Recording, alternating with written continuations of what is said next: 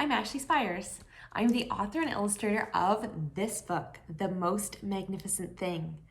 I'm here to celebrate Magnificent March on Treehouse, where they're going to be playing this short animated film of The Most Magnificent Thing all week long. Now, I thought today we'd start by reading the story. It's a story about a little girl who tries to make something just right, and when it doesn't turn out, she gets really frustrated. I bet you might know how that feels. I know I do.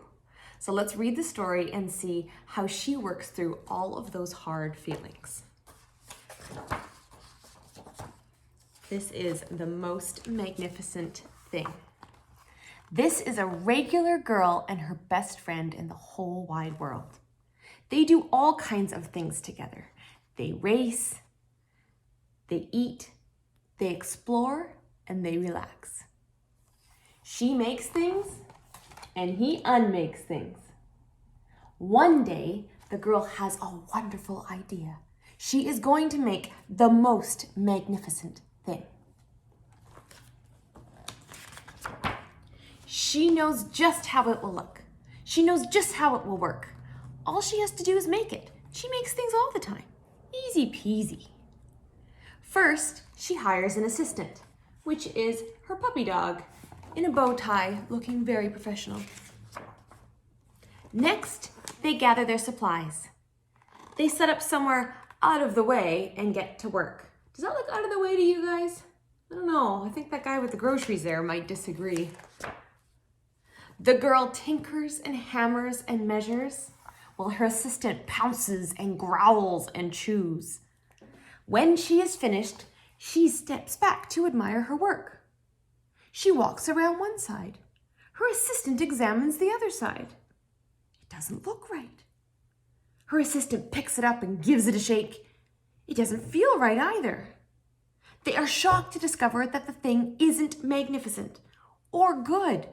It isn't even kind of sort of okay. It's all wrong. The girl tosses it aside and gives it another go. She smooths and wrenches and fiddles.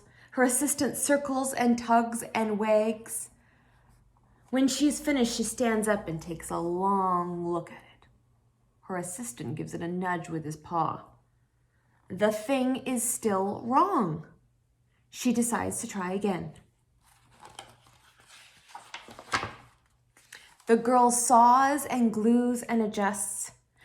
She stands, examines, and stares. She twists and tweaks and fastens. She fixes and straightens and studies. Oh man, that's a lot of work.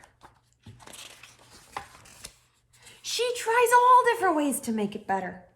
She makes it square. She makes it round. She gives it legs. She gives it antenna. She makes it fuzzy, long, short, rough, smooth, big, and small. One even smells like stinky cheese. How did that happen? But none of them are magnificent. Her hard work attracts a few admirers, but they don't understand. They can't see the magnificent thing that she has in her mind. So she gets mad.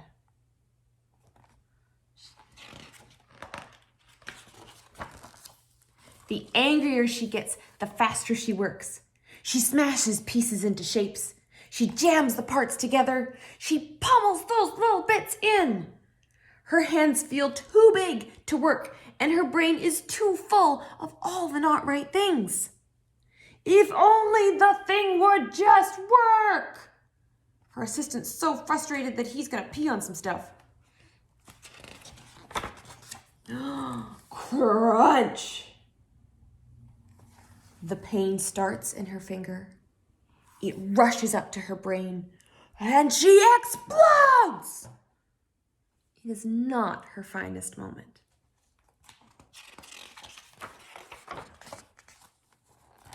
I'm no good at this, she says. I quit. Her assistant suggests a walk. I like to point out that dogs are very clever. You just have to listen to them. It's not much help at first. But before long, she starts to feel different. Bit by bit, the mad gets pushed out of her head. I suspect the cookie probably helps too.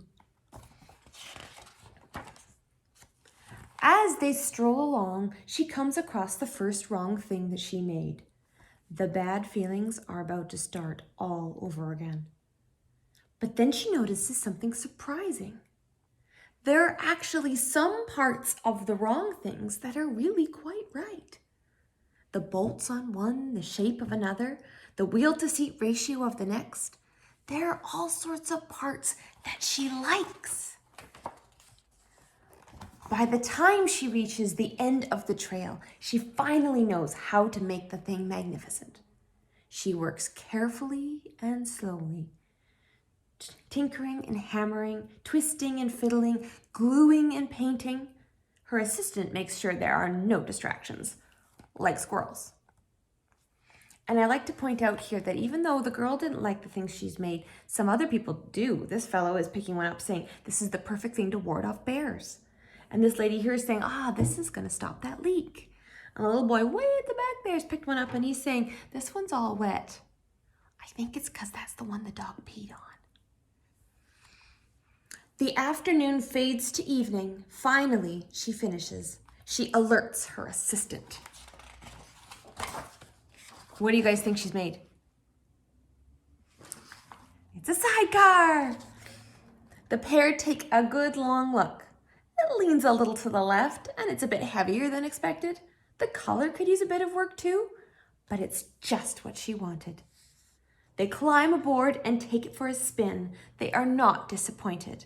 It really is the most magnificent thing. So that's the end of the most magnificent thing, and I hope you are all having the most magnificent March break, and I will see you again soon with some drawing fun. Bye-bye.